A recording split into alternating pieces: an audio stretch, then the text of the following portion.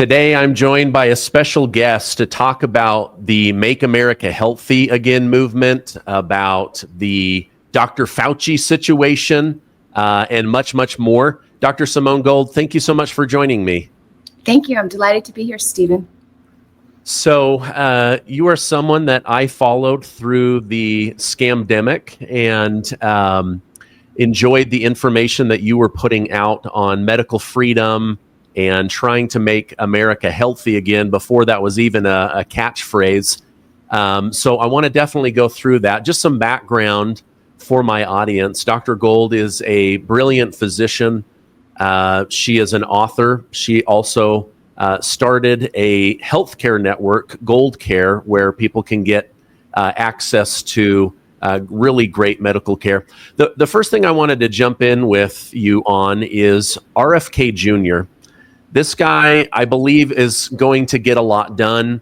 There's people on one side saying he's a crazy anti-vaxxer nut job. Others are saying, well, he wanted to make America healthy again, but he's already been captured. And others are saying, just give this guy time.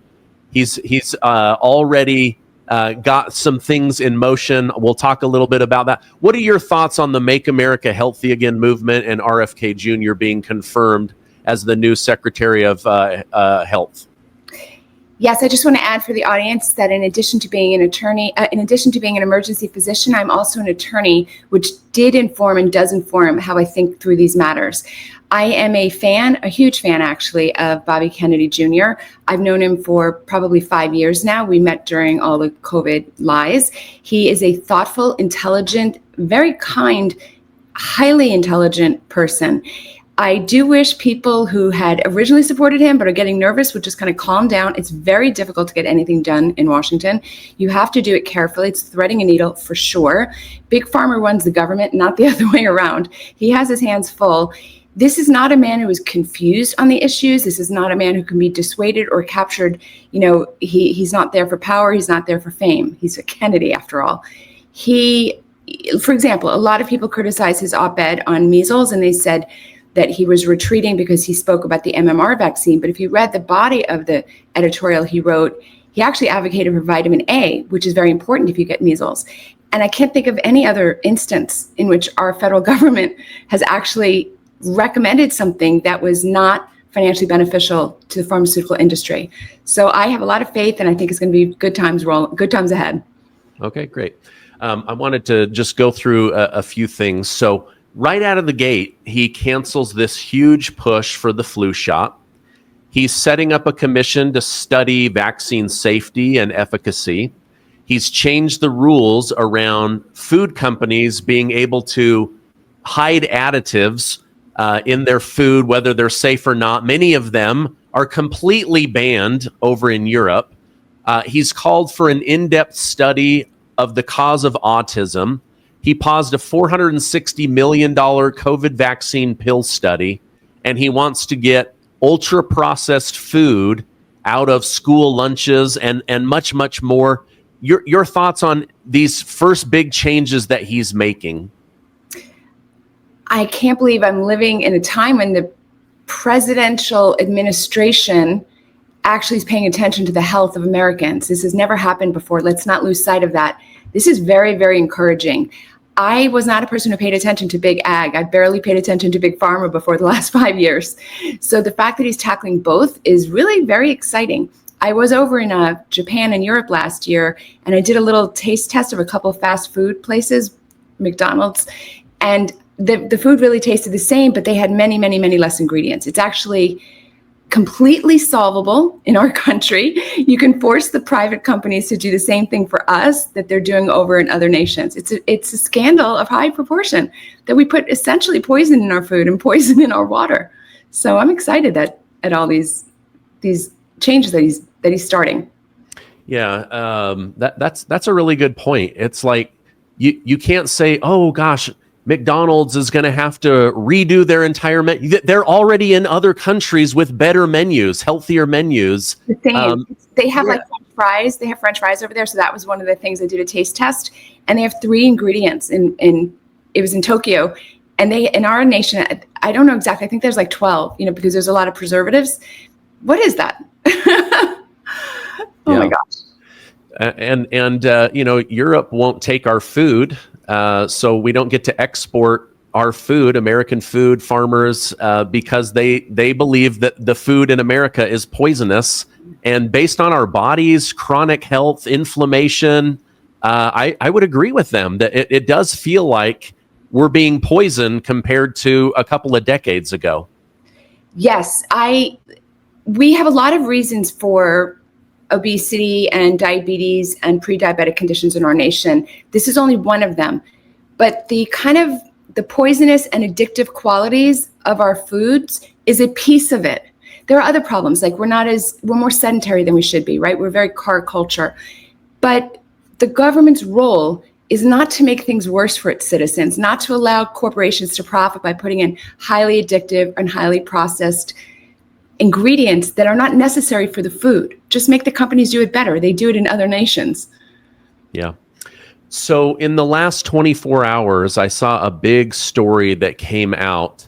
The New York Times is now saying, wait a minute, we were misled by science and we're putting out lots of lies for the last couple of years about COVID, the origins, how to handle that. Do you believe that they're being honest, or do you think that this is a scapegoat to try to redeem their reputation? The scandal is that nobody is investigating why journalists are no longer having journalistic curiosity. This was known, I think the first senator who said it, I think was Josh Hawley. He said it in February of 2020. I said it by March or April 2020, and I'm just a bedside clinician. It was very, very easy to know that it came from the Wuhan Institute of Virology, because that was only about 4 or 5 miles away from the bat market where it supposedly came from. And China had a history of having safety breaches at lower level labs. The Wuhan Institute of Virology is the only level 4 biosafety lab in China. And China already had breaches at their level 3 labs. It was clear that it was, from there. They aggressively hid it. The government did that because they were profiting as well. But how come journalists were not investigating this? There were a lot of independent doctors saying it, and there were independent people on social media saying it. So the scandal here is that the New York Times is reporting this. What is this? Five years too late. We're at 5 years. Five years behind the Times. Literally 5 years behind me, and I'm a bedside clinician, private citizen. I'm a journalist in my basement, and I knew most of this stuff. How did the New York Times not? To me, it's like, if you didn't know this, it's because you didn't want to know this. Correct. That's how I feel. But let me go a little bit deeper on this article. So basically, it says, they're now saying it's confirmed that this was a lab leak. Hello, we already knew that, right? But I thought this was an interesting paragraph from the New York Times. We have since learned that to promote the appearance of consensus, some officials and scientists hid or understated crucial facts, misled at least one reporter, orchestrated campaigns of supposedly independent voices, and even compared notes about how to hide their communication in order to keep the public from hearing the whole story. Really? They only misled one reporter? This whole thing is like they're just completely, they're the monkey covering their eyes, in my opinion. It is to the extent that any of these journalist legacy media organizations receive any federal funds, they need to be yanked. I don't know if they do or if they don't, but it's so shameful. We do not have a free citizenry if you don't have a free press. That's fundamentally what went wrong. It's not new that people will chase their own financial interests. It's not really new that Pfizer, Moderna did this. What is disgusting, reprehensible, is the regulatory capture of government workers who are supposed to be working for the taxpayer, and that journalists who are supposed to be independent were also working for the Democrat Party. I don't know what to say. I mean, the journalists have a real role to play in keeping the citizens of a nation free. Yeah, they are nobody holds the government accountable except for the press, right? When things come out, people go, "Oh shoot, I'm either going to lose my seat or I'm going to behave better." And this needed to happen. Okay, just a little bit deeper on this, and then I want to talk to you about Dr. Fauci. But The New York Times has concluded natural immunity is better than the vaccine. They've also confirmed, wait a minute, the vaccine actually does injure people. They also talk about the fact that medications that would have saved millions of lives were covered up, buried, or lied about by Fauci and others. This is just crazy to me that the New York Times, all these years later, has just finally decided to poke their head up out of the ground and say, we messed up, but we're far enough away from it now that we should all just move on. Let me speak to the truth on the ground for your viewers and listeners. This was not a difficult conceptual problem that was so difficult to sort out. This was not the CIA and the Kennedy assassination. This was easy to discern if you could read. We knew that hydroxychloroquine worked on SARS-2 because they studied it because it worked well on SARS-1 from 15 years earlier. We knew that the shots were experimental and rushed. We knew that the shots didn't stop transmission. It was in the applications that Pfizer and Moderna submitted to the FDA. We knew that natural immunity is always the best, most robust, most long-lasting. America's frontline doctors brought lawsuits on behalf of COVID-recovered college students, COVID-recovered soldiers. This was a calculated, coordinated effort, and it's shameful that the New York Times isn't doing a deep analysis at their internal highest levels. Why they covered up the story. They didn't just discover it this week. They covered it up for years. Okay. I literally don't know your opinion on this, but I'm excited to hear your opinion. Why do you think Dr. Anthony Fauci is free to walk around with so much information out there now about funding this, lying about this, covering this up, manipulating the government, manipulating big pharma, all of this to save his reputation, and then he gets a presidential pardon? Your thoughts on the whole Dr. Anthony Fauci thing? Men, have you noticed you don't feel the same as you did 10 or 20 years ago? Feeling sluggish, brain fog slowing you down? Ignite Ultra from Redline Remedies has been a game changer. Imagine crushing your to-do list at home and at work, powering through workouts and still having juice for what matters most. Today's food, drinks, and the overuse of plastic is turning men into estrogen factories. Extra weight on their belly, low energy, low libido. It's actually making men age faster than they should. Most men wouldn't settle for a weak power drill, so why settle for low energy? And ladies, most men won't see a doctor about this, but this can help unlock their testosterone while blocking estrogen. Plus, it helps with inflammation in the prostate and health of the bladder, all things men need as they age. Redline Remedies is a USA no-filler company that uses the scientifically backed dose you need. Ignite Ultra helps block extra estrogen in the body, frees up your testosterone, calms your nervous system, fuels male hormones, and strengthens your endocrine system while boosting libido. Men, your hormones are under attack. Ignite Ultra is how you fight back. I want you to visit Redline Remedies or snap the QR code. Make sure you use code Gardner to get an additional 20% off today. Men feel better when their bodies are firing on all cylinders, so give your body what it needs today. Anthony Fauci, at the very least, he did much more than this. He I think, murdered people. However, at the very least, he lied repeatedly, including under oath when Senator Rand Paul was questioning him. One of the lies he told the American people and the world is that 6-foot social distancing was a useful maneuver. And in January 2024, under oath, he said that it was made up, it was fabricated. He also was caught on an audio recording saying that people who pushed back in favor of freedom, they would be squelched of their ideological bull crap. He's got that on audio. So this is a man who not only is guilty, he knew he was guilty, he knew what he was doing when he was doing it, he participated in gain-of-function research, NIH through him, and they made a lot of money off of this. And he had a similar scam, too much to go into, in the 80s and 90s with the AIDS situation, HIV situation.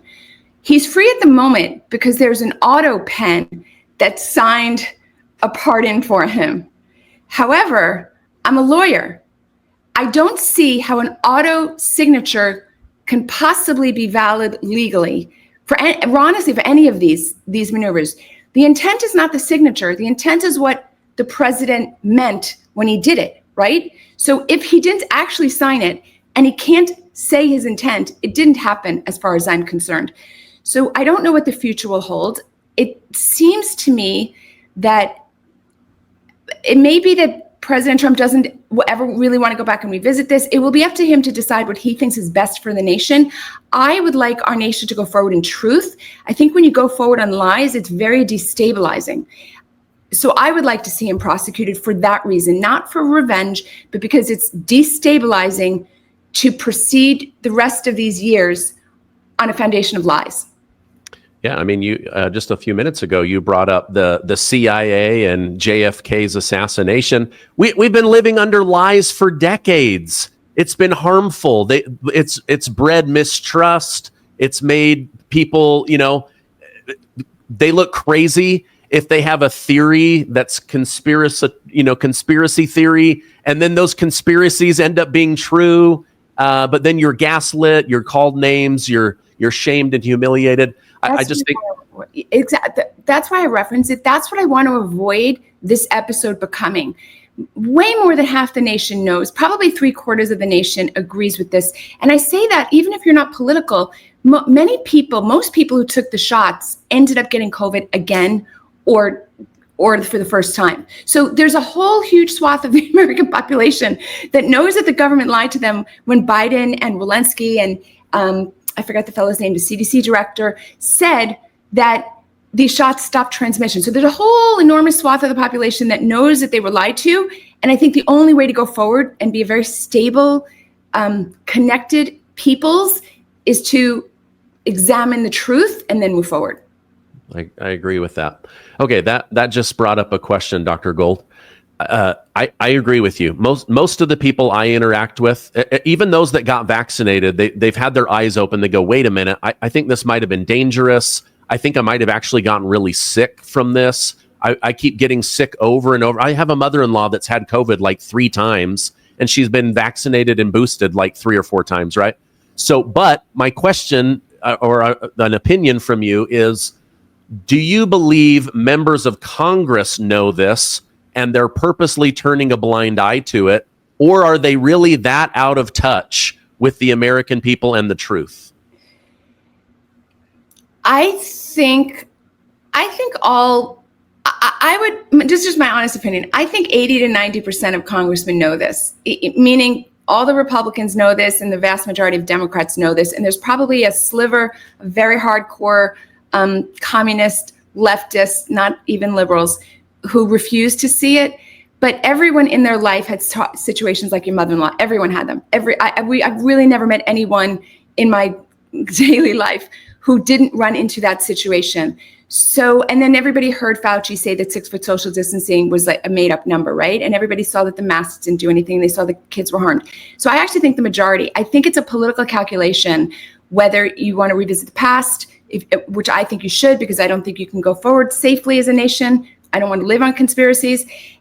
Or if you think it's better just to go forward without examining it. And I think it will be President Trump's leadership in one way or the other that will determine which direction we go. Okay. On January 6th, the day that the Capitol was breached, my wife and I, we were in Orlando, Florida, masked up, having a quick little vacation with the kids. And I said to my wife, hey, that Dr. Gold that you like is there at the Capitol talking about medical freedom. And then everything happened with the FBI and entering the Capitol. And the next thing I read, they were going after you. What happened? Help me understand your side of this story. Yes. I don't know if your wife or you saw it ahead of time, but I had 4 speaking engagements that week, and I had one before J6. I had one on January 5th in Freedom Plaza, where I gave a medical freedom speech, and I was speaking all over the nation at that point. I actually had a government-issued permit to speak on the east side of the Capitol grounds. There were 20 scheduled speakers, myself and 3 congressmen and other kind of well-known public figures. But when we presented ourselves, they didn't let us speak. But I was on a mission to speak the truth on medical freedom. I was probably the only person there for a reason other than the fraud of the election. I was there really because there's a large audience that needed to hear the medical freedom message, and that was my lane. So I was actually standing on the Capitol steps giving my speech, and the police threw a flashbang, which made the crowd get agitated. And at the same time, the doors opened from the inside. There's videotape of all of this. Obviously, I'm a truthful person, but it happens. There's videotape of all of it. You can see that I tumbled into the building. I kind of fell into the threshold. I almost fell. And there was no going backwards because there's thousands of people really surging in behind me. And that's how I landed in the Capitol. Once inside, there was no easy way to exit. The only exit I knew was where I was just propelled inward. So I just started giving my medical freedom speech in the Capitol, and I did that twice. And again, there's video of me doing this. I mean, this is quite a cover, isn't it? I'm holding the speech in my hand, and I'm giving the speech. You can see it on the government TV, and that was it. And at some point, there was an officer tapped me on my shoulder, asked me to leave, and then I attempted to leave. I waited in line, waited to get out. It was very hard to get out because people are pouring in, and it took about 25 minutes of me patiently waiting, all on video, to get out, and that was it. And we, of course, did not understand how this would be messaged to the world.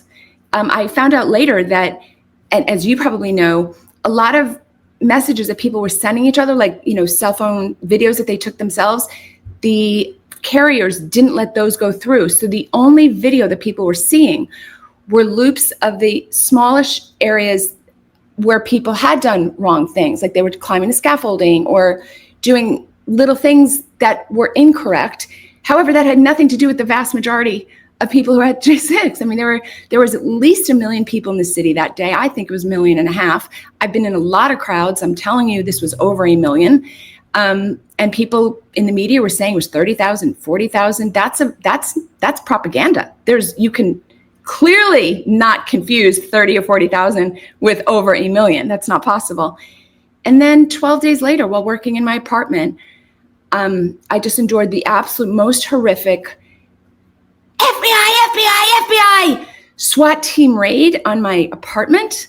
They broke my door down with a battering ram. There were 20 armed officers in tactical gear with huge weapons pointed at my chest with laser sight beams.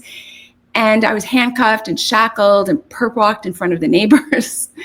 And the story is alarming that a public figure, a doctor, lawyer, no criminal history, no interaction ever in the past with the criminal justice system, would ever be arrested in such a manner.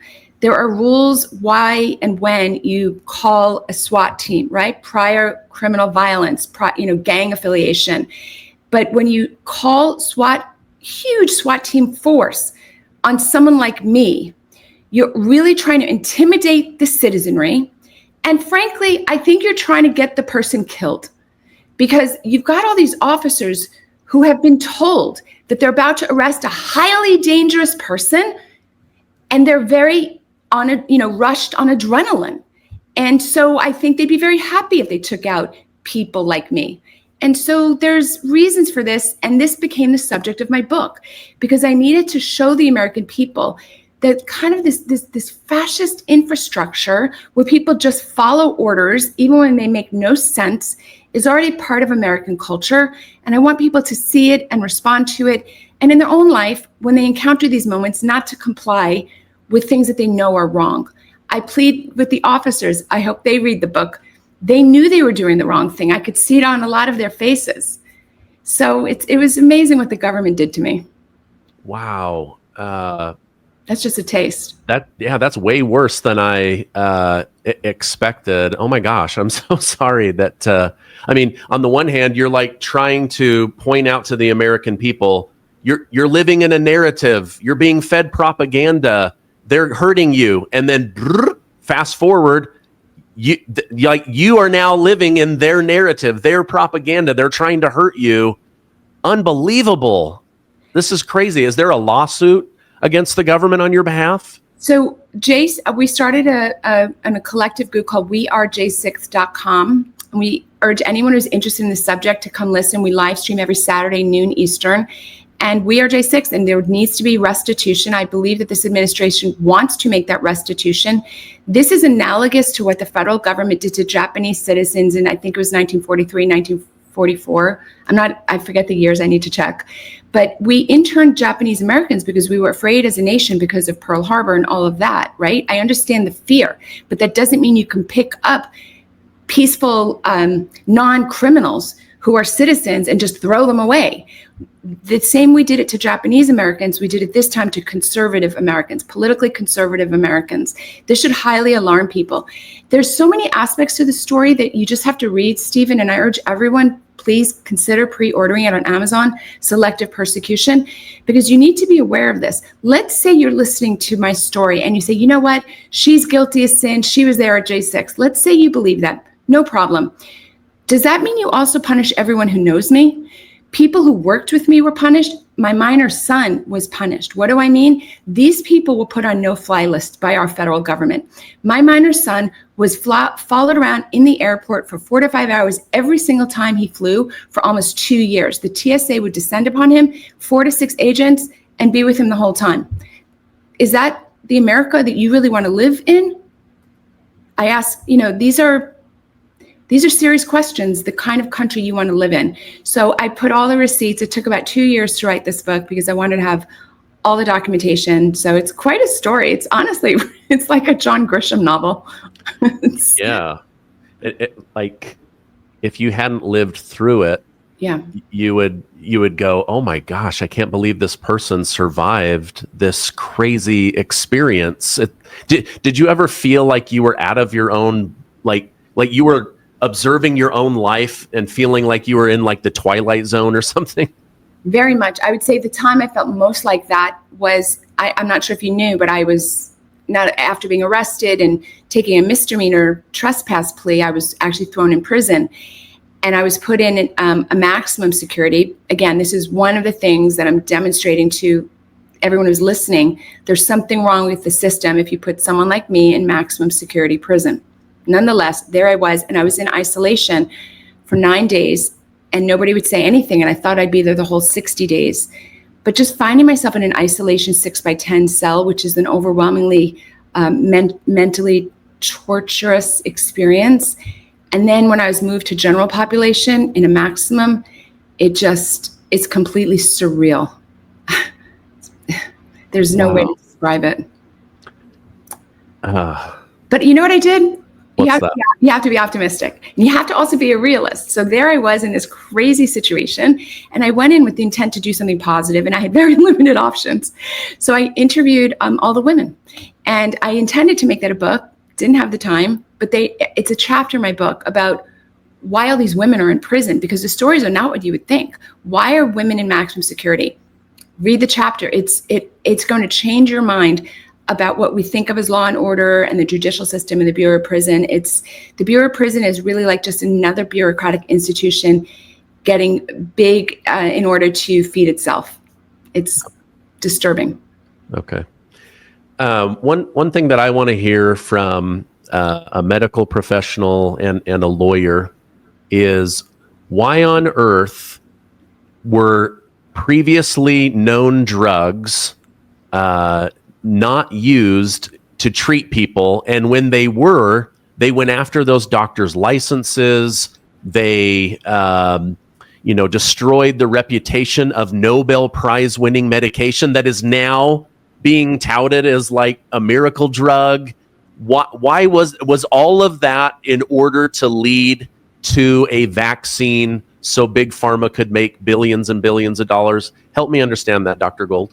Yes, it's a very interesting backstory, because the hatred that was poured on these cheap, safe, generic drugs that have been around for decades was bizarre, to say the least. Hydroxychloroquine, we all used it as doctors. Ivermectin, we all used it as doctors. Completely safe medicines. Hydroxychloroquine safer than Tylenol. And all of a sudden, our government and our media just were pouring tremendous hate on it. And it was pretty specific in America, some Western nations too, but it was really America. It took me a long time to understand, and the lawyer part of me finally put it together. To roll out the shots quickly on an EUA, which is an emergency use authorization, needed you had to pass a couple of legal hurdles. In other words, Pfizer and Moderna make these shots. They want to roll it out because they're going to make a lot of money. What are the rules to rolling out something fast?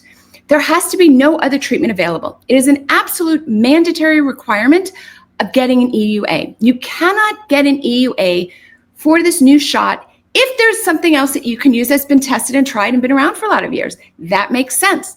So they had to knock out the competition. They had to knock out hydroxychloroquine. They had to say it didn't work. They had to say ivermectin didn't work, and then they rolled the shots out quickly. It was black letter law. It's disgraceful. It's disgraceful. And it makes you wonder what other medical lies are underlying in our whole healthcare system. It's why we went ahead and built Gold Care, because of these lies. I said, if they're willing to lie about this, what else are they lying about? Are there cancer treatments they're not telling us about? What are the causes of autism? What are they not telling us? Because they covered this up. I don't know how you manage to cover up a drug like hydroxychloroquine, which everybody uses all over the world, and we use in America for decades. Give it to it. The CDC website said you can give it infants, breastfeeding mothers, the elderly, and you can do it for years, right? In Europe, in Africa, people are using it all the time. Ivermectin, as you said, won the Nobel Prize in medicine. If you can smear those drugs, you can make people think anything. Yeah.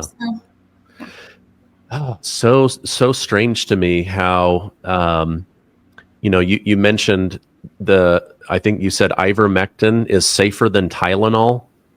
And then now you read about how dangerous these mRNA shots are compared to something safer than Tylenol. And yet that was the route that we went down, because a shot could put hundreds of dollars per person, where ivermectin might be pennies or dollars compared to hundreds of dollars.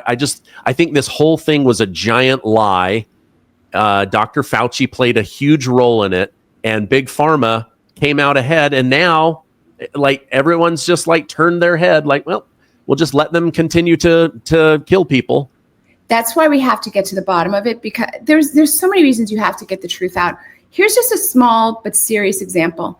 Governor Cuomo of New York, when you look at his past, it's well documented in COVID, Are We the Prey, or something like that, a book by the Bregans. So he has a chapter on Cuomo. So I didn't write it because he did such a beautiful job. Well, but I lived it. I remember Cuomo absolutely made policies that killed tens or perhaps hundreds of thousands of New Yorkers with his nursing home policies and many other policies. Now the man is trying to become the mayor of New York. That wouldn't happen if we have a reckoning about the truth. But people are not talking about it. So this is why you have to talk about the truth. You cannot have a person like that in any kind of policy leadership position. He should be in prison for his policies. And I don't say that lightly, because I don't think you should put politicians in prison most of the time. But I was living it in real time. And it was very clear that he was putting in policies that were killing old, frail people. And I think he was doing it to get a political advantage over Trump and some other reasons. But you cannot have people like that in public office, and he's literally running for mayor of New York. Yeah, I can't prove it, but I swear they were trying to pump up the numbers to get more money out of the government, and the hysteria that CNN and others needed every night. They had the death count. Trump's killed this many people every day. It would tick up. He was blamed for everything. Meanwhile, it was Governor Cuomo and Fauci and others. Lying to the American public. I just think it's such a disgrace. It's such a stain, and yet most people just seem to have moved on from it. Yeah. That's one of the reasons I persevered on this book is also to have a historical record. There's obviously 2 or 3 chapters on the COVID lies and on Fauci's lies and the public health community's lies, and we need a public record. So there's actually many hundreds of references in the book, because it should serve as a historical reference. Well, I appreciate you taking time to write it. Okay, final question. Is it odd or poetic justice that Dr. Jay Bhattacharya, who wrote the Great Barrington Declaration, that COVID was being handled completely wrong and his reputation was damaged, is now in top leadership in the Trump administration to try to correct some of the health problems that we're having? Dr. Jay Bhattacharya is somebody I also know very well. He's a very honorable, ethical, high-quality human being. I always like to start with that because I do think the quality of the human being is a very relevant factor, at least as important as their actual beliefs. So this is a thoughtful person who thinks through dilemmas and problems and questions.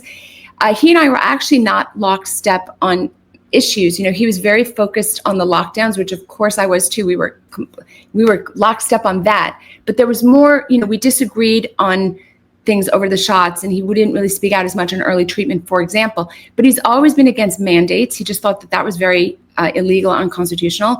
And I'm delighted. And it's funny, right? Isn't it funny? You know, that he's in charge now. I mean, yeah. I think it's great.